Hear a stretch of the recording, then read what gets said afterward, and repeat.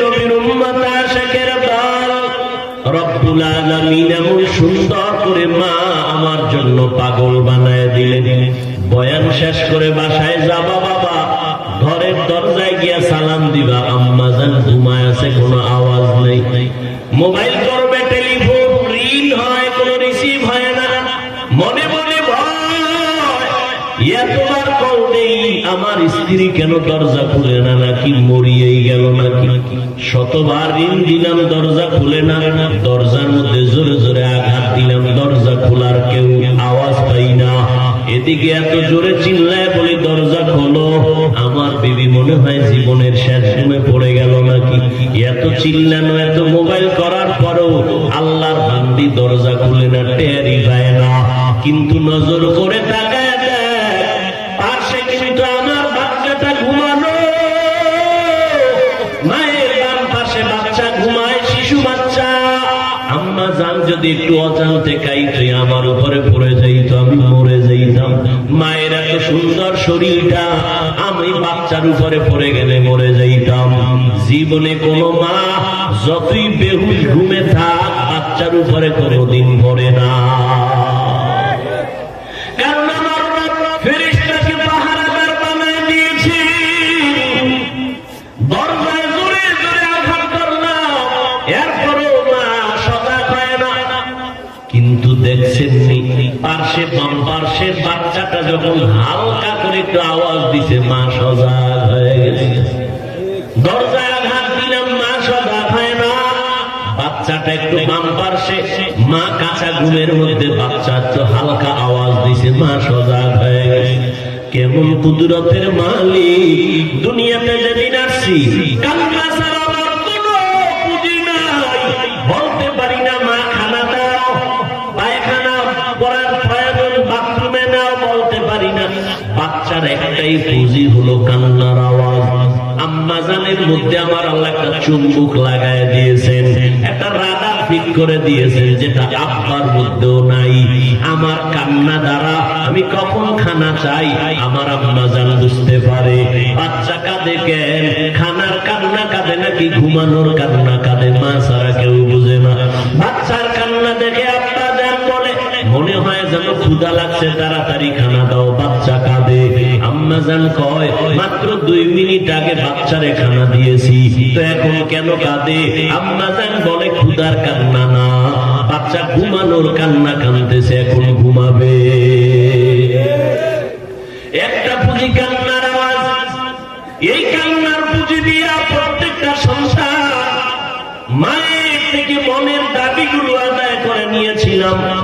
শিশুবেলায় সবাই আমরা আম্মাকে বলতে পারি নাই, গরম লাগে, ফ্যানের বাতাস দাও। শুধু কান্না করেছি, মা বুঝতে পেরে ফ্যানের বাতাস দিছেন, পাখার বাতাস দিছেন। আল্লাহ কেমন দয়ার মালিক!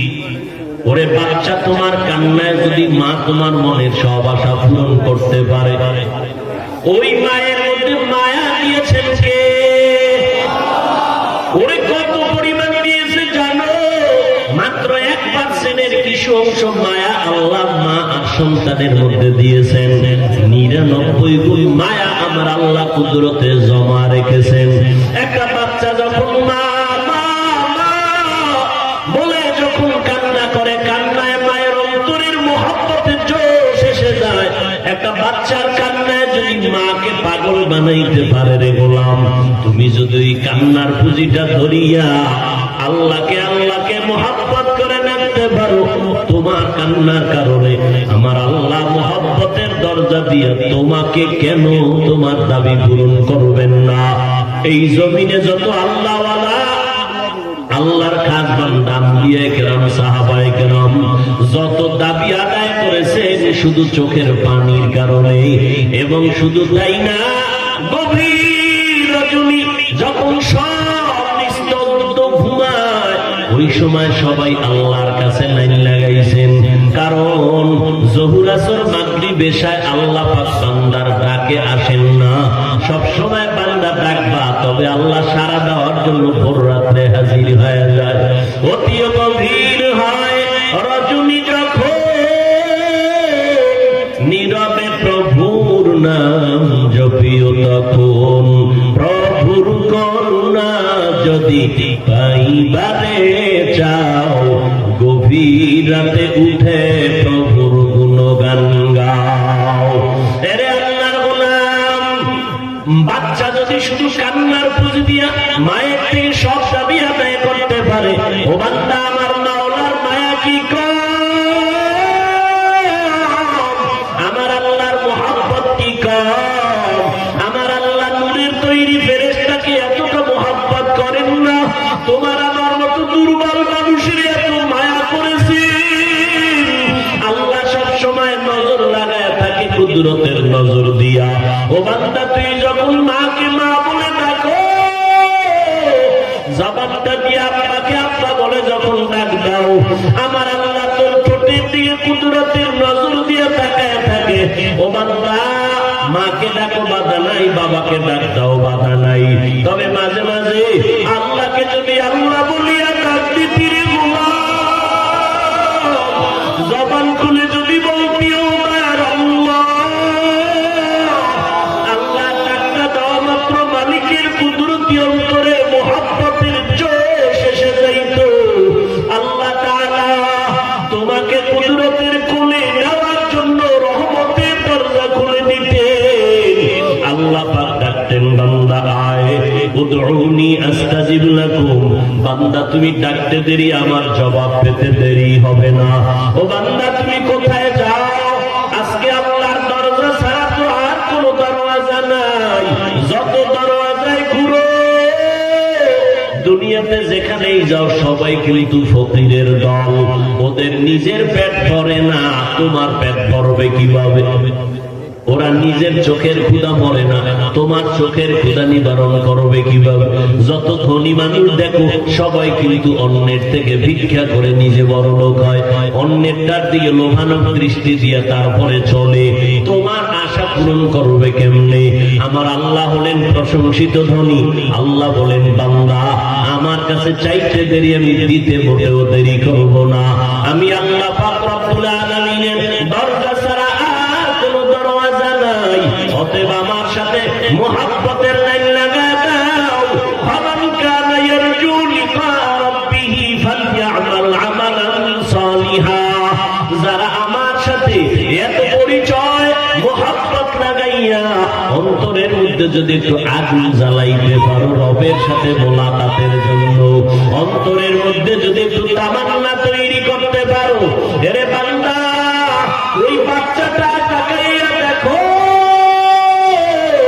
একটা দুধের বাচ্চা মায়ের জন্য কেমন পাগল, পাগলামি করে। বাচ্চা মাকে ছাড়া কিছুই বোঝে না। বাচ্চা মায়ের এমন চিনেই চিনছে, চিনতে চিনতে এখন মা ছাড়া বাচ্চা কিছুই বুঝে না। মা মা মা মা বলে চিল্লায়, বাবায় কোলে নিতে চায়, বাচ্চা ঠান্ডা হয় না। ভাই কোলে নেয়, বাচ্চা ঠান্ডা হয় না। বোনেরা কোলে নেয়, বাচ্চা কান্না থামায় না। কিন্তু বাচ্চার কান্নাটা এত হবে, বাচ্চার কান্না চায় আমার মা কই, আমার মায়ের কোলে উঠলেই আমার কান্না বন্ধ হয়ে যাবে। বাচ্চাটারে যখন হাজারো কাজ ফালাইয়া মা একটু কোলের মধ্যে তুলে নেয়, সাথে সাথে বাচ্চার কান্না বন্ধ হয়ে যায়। রে আল্লাহর বান্দা, কারণটা কি? বাবার কোলে উঠিয়াও বাচ্চা কান্না থামায় না কেন? বলে বাচ্চা মায়ের পাগল হয়ে গেছে। মাকে না দেখে বাচ্চা শান্ত হবে না। ভাইয়ের কোলে গিয়াও শান্ত না, বোনের কোলে গিয়াও শান্ত হয় না। মায়ের কোলে গিয়া বাচ্চাটা শান্ত হয়ে গেল। ঠিক এই জমিনের মধ্যে যারা আমার মাওলার আশিক হতে পারবে, আল্লাহর ইশক আর মোহাব্বত যাদের অন্তরে জমা হয়ে যাবে, আল্লাহকে নিয়ে গবেষণা করতে করতে করতে করতে আল্লাহর কুদরত নিয়ে চিন্তা করবে। আরে আমার কণ্ঠের আওয়াজ দিয়ে কে কথা বলাইতেছেন? আমার শ্বাস নিঃশ্বাস বের হয়, আমার ভেতরে যায়, কার হুকুমে চলতেছে? আর আমার সুন্দর কণ্ঠ কে দান করলেন? এইভাবে আসমান আসমানকে বানাইলেন, জমিনকে বানাইলেন, সূর্যকে বানাইলেন। চিন্তা করতে করতে করতে করতে রবের পরিচয় যখন এসে যায়, তখন রবের সাথে মোলাকাতের একটা ধান্দা ভেতরে আসে, তামান্না তৈরি হয়। তখন বান্দা খুঁজতে থাকে, এত সুন্দর আসমান যিনি বানাইছেন তিনি কত সুন্দর, এত সুন্দর জমিন যিনি বানাইলেন সে আল্লাহ কত সুন্দর, এত সুন্দর চেহারা মানুষ যিনি বানাইছেন সে আল্লাহ কত সুন্দর। ওরে মুসা আলাইহিস সালাম তুর পাহাড়ে গেলেন, আল্লাহর সাথে কথা বলতে বলতে বলতে বলতে মায়া অন্তরে জমা হয়ে গেল।